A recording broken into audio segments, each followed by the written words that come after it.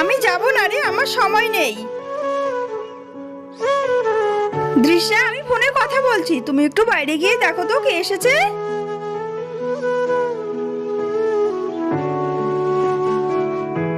দৃশ্যের আবার কি হলো, কথা বলছে না, কখন কি যে হয় এই মেয়েটা, আমি গিয়ে দেখে আসি। দৃশ্যা, ঘরে নতুন ঝুড়িটা আছে, এনে দাও। আমি বুঝতে পেরেছি দৃশ্যা আমার সাথে দুষ্টুমি করছে। দৃশ্যা, তুমি চলো ডালে ডালে, আমি চলি পাতায় পাতায়, এবার দেখো আমি কি করি।